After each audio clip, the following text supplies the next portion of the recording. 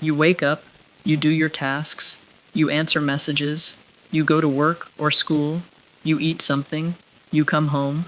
Nothing terrible happens. No one hurts you. No obvious disaster appears. From the outside, the day looks completely normal, and yet, by the time evening arrives, something feels wrong. You sit down and feel strangely empty, not necessarily sad, not clearly anxious, not fully exhausted in a dramatic way, just empty, like the day happened around you, but not fully inside you, like you moved through the hours without really being there, like something important is missing, but you cannot name exactly what it is. This feeling can be confusing because it seems to have no good reason. If the day was normal, why do you feel so hollow? If nothing went wrong, why does your inner world feel so flat? If you did everything you were supposed to do, why does it still feel like something is off? Many people know this feeling well. They can function all day and still come home feeling emotionally blank. They can be productive and still feel disconnected from themselves. They can be surrounded by activity and still feel a quiet absence inside. So if you feel empty after a perfectly normal day, you are not strange. Your mind and body may be trying to tell you something important. Emptiness is not always the absence of feeling. Sometimes it is what feeling looks like when you have been disconnected from yourself for too long. Sometimes it is what stress looks like when it has gone silent. Sometimes it is what unmet needs feel like when they have not been named. And sometimes it is what a nervous system feels like when it has spent all day coping. The first reason a normal day can end in emptiness is autopilot.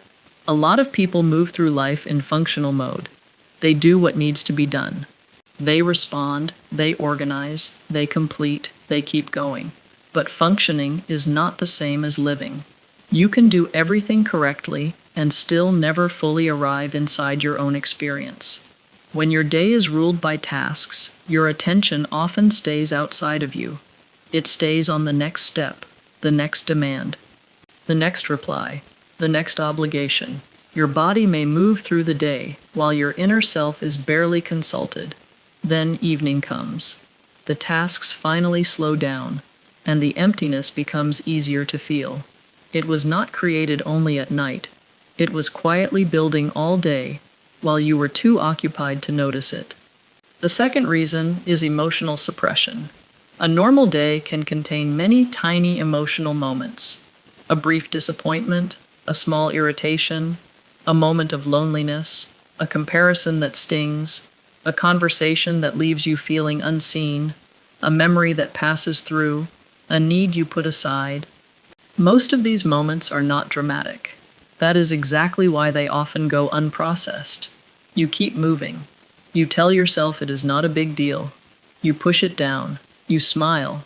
You stay efficient. By the end of the day, none of those feelings have truly disappeared. They have simply gone underground. Sometimes emptiness is what accumulated unprocessed feelings feel like. Not sharp enough to look like one clear emotion. Not gone enough to feel peaceful. Just heavy, distant, and strangely blank. The third reason is overstimulation. A day can seem normal and still be mentally overcrowded. Notifications, conversations, screens, scrolling, noise, decision-making, information, background stress, tiny interruptions all day long. When your attention is constantly pulled outward, your inner world gets less space. You may never get a quiet moment long enough to notice what you actually feel. At first, stimulation can keep emptiness hidden. It gives your mind something to follow. But when stimulation fades, the emptiness underneath can suddenly become visible. This is why some people feel worst at night. The world gets quieter, the distraction drops, and they are finally left alone with themselves. The fourth reason is that your needs may be technically addressed but not emotionally met. A normal day can provide structure without nourishment. You may have eaten enough, you may have completed your responsibilities, you may have spoken to people, but that does not automatically mean you felt cared for, connected, or understood. Human beings do not only need function, we also need warmth. We need meaning. We need rest that reaches the inside. We need moments that make us feel real. When those needs stay unmet, life can look fine and still feel emotionally thin. The fifth reason is loneliness that does not look like loneliness. A person can spend a whole day around other people and still feel deeply disconnected. You can talk all day and never say anything that feels true. You can smile all day and still feel unseen. You can perform friendliness while hiding your actual state. You can be included socially and still feel emotionally alone. This kind of loneliness is quiet. It does not always announce itself as pain. Sometimes it shows up as emptiness instead. You return home after a full day of interaction and still feel like no real contact happened. The sixth reason is burnout in a subtle form. Burnout does not always begin as collapse. Sometimes it begins as a dull reduction in aliveness. You still function. You still show up. You still get through the day. But your energy is no longer renewing itself. The system keeps spending more than it restores. At first, what you feel is not dramatic exhaustion. It is a flattening, a loss of emotional color, a sense that your inner battery is alive enough to operate, but too drained to truly engage. The seventh reason is that normal life can become overly performative. A lot of people are not just living their days, they are managing themselves through them. They monitor how they sound, how they appear, how useful they are, how agreeable they seem, how productive they look, how emotionally easy they are for other people to be around. That kind of self-management takes energy. It also creates distance from your natural state. When you spend hours performing stability, kindness, focus, or competence, you may lose touch with what you genuinely feel. Then, when the performance ends, what remains can feel like emptiness. The eighth reason is a lack of meaning. A day can be normal and still feel emotionally unconvincing. You can complete many activities that are functional but not meaningful. You can answer other people's priorities all day. You can maintain life. You can keep everything moving. But if little in the day feels personally meaningful, your inner world may not feel fed. Meaning does not have to be grand. It can be a sincere conversation, a creative moment, a moment of presence, a feeling that something mattered. Without that, normal life can start to feel emotionally airless. The ninth reason is unresolved stress. Some stress is obvious, other stress is quiet and constant. Financial worry in the background, relationship tension that is never directly addressed, pressure to keep up, fear about the future, disappointment you never fully processed, grief that softened but never left. These things can travel with you through an otherwise normal day. You may still laugh, you may still work, you may still function. But unresolved stress often consumes emotional space even when it is not in the foreground. By evening, the result can feel like inner depletion. The 10th reason is that your nervous system may be in a freeze-like state.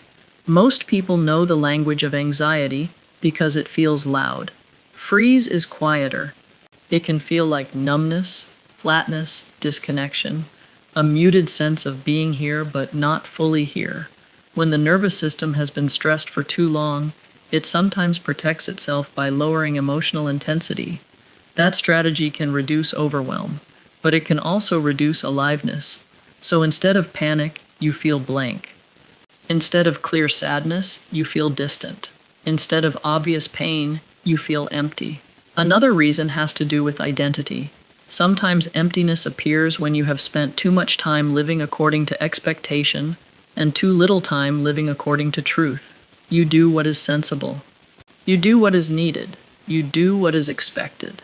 You do what keeps life running. But if your choices rarely include what genuinely matters to you, an inner gap develops. Your life may be organized. It may even be respectable, but something inside keeps asking a quiet question. Where am I in all of this? That question can sound like emptiness by the end of the day. This is also why emptiness can feel guilty. You may think you should be grateful.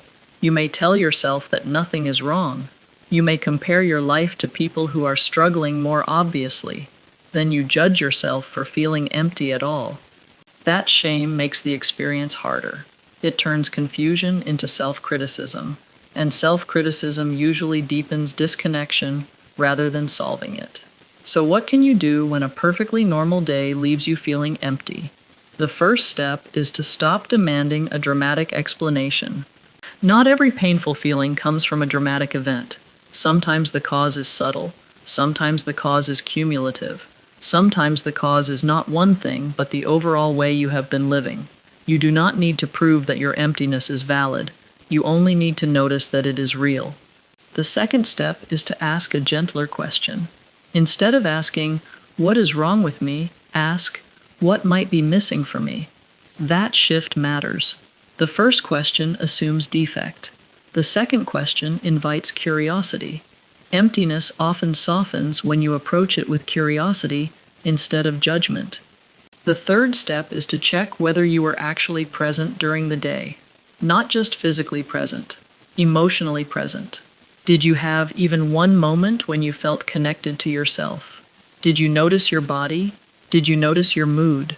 Did you notice what you needed? Did you have any moment that felt genuinely alive? If the answer is no, the emptiness makes sense. A day can be full of events and still contain very little true presence. The fourth step is to name the smallest feelings you pushed aside. Try to remember the day in small pieces. Was there a moment that irritated you? A moment that disappointed you? A moment you felt lonely? A moment you swallowed what you really wanted to say? A moment you felt pressure to be okay? These feelings may seem too small to matter, but the body often keeps count, even when the mind does not. The fifth step is to reduce the gap between your outer behavior and your inner reality. If you spent the whole day acting more okay than you actually felt, emptiness may be the cost. This does not mean you need to reveal everything to everyone. It simply means your inner life needs somewhere to exist honestly. That may be in a journal, in therapy, in a voice note to yourself, in a conversation with one safe person, in a private moment of acknowledging the truth. The sixth step is to notice what kind of rest you are using. A lot of people try to recover from emptiness with distraction. They scroll, they binge something, they keep consuming. That can numb discomfort for a while, but it often does not restore connection. There is a difference between escape and nourishment. One helps you avoid yourself, the other helps you return to yourself. The seventh step is to create transitions in your day. Many people move from one demand to the next with no pause. They wake and immediately reach for the phone. They work until depleted. They switch tasks without emotional reset. They come home and go straight into more input. Without transitions, the nervous system never gets a chance to settle and integrate. A 2-minute pause can matter more than it seems. A slow breath before entering your home can matter. A short walk without audio can matter. Even one quiet minute can help your inner world catch up to your outer life. The eighth step is to rebuild meaning in small ways. You do not need a complete life overhaul to address emptiness. Often you need more moments of felt meaning. That could be making tea slowly, texting someone you actually miss, listening to a song without multitasking, spending 10 minutes on something creative, watching the sky for a moment, saying what you really feel once during the day. Meaning is often quiet, but it feeds the soul in ways productivity cannot. The ninth step is to examine your relationships. Do your daily interactions leave room for your real self, or do they mostly require performance? Do you feel emotionally met anywhere? Do you feel you have to stay agreeable all the time?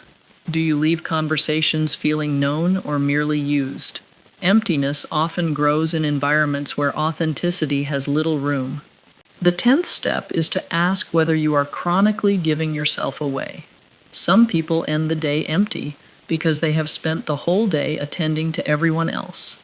They solve, they soothe, they respond, they adapt, they carry. They make space for other people's moods and needs, but they rarely make space for their own. By evening, nothing is left inside.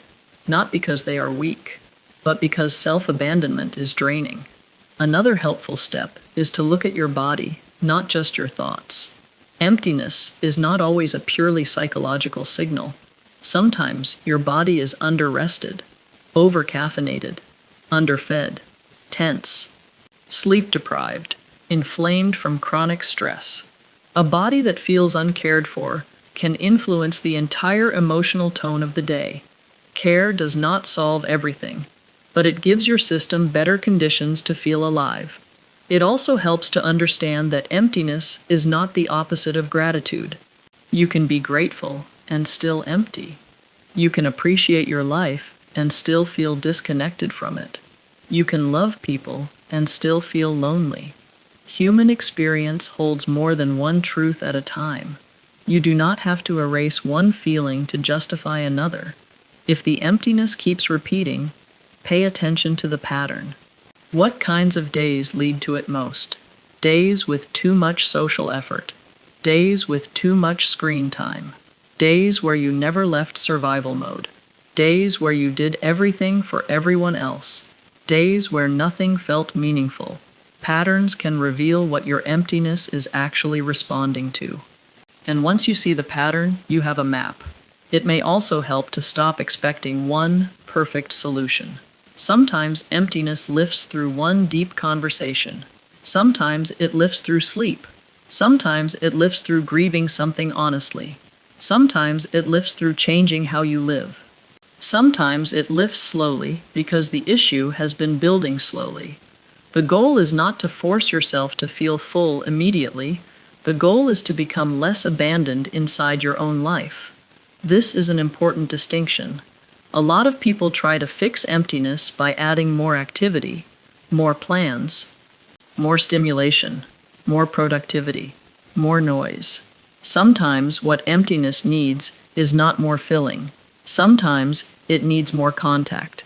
Contact with your body, contact with your feelings, contact with what matters, contact with one safe person, contact with the truth of your own experience. Healing often begins there. You start noticing when you disappear from yourself during the day. You notice when you stay too outwardly focused. You notice when you numb instead of restore. You notice when your day contains function but no feeling. And little by little, you begin making room for yourself again. You choose one slower moment, one more honest answer, one less performance, one deeper breath, one act of care that is actually for you. These things may seem small, but emptiness often begins to soften through small, repeated acts of return. You do not have to become a different person overnight. You do not have to solve your whole life by tomorrow. You only have to begin noticing what your emptiness may be asking for. Maybe it is asking for rest. Maybe it is asking for honesty. Maybe it is asking for less performance. Maybe it is asking for more meaning. Maybe it is asking for grief to be acknowledged. Maybe it is asking for connection that feels real. Maybe it is simply asking you to stop calling your pain irrational because it came from a normal day. A normal day can still cost you something emotionally. A quiet life can still hold hidden strain. A functional routine can still leave your inner world unfed.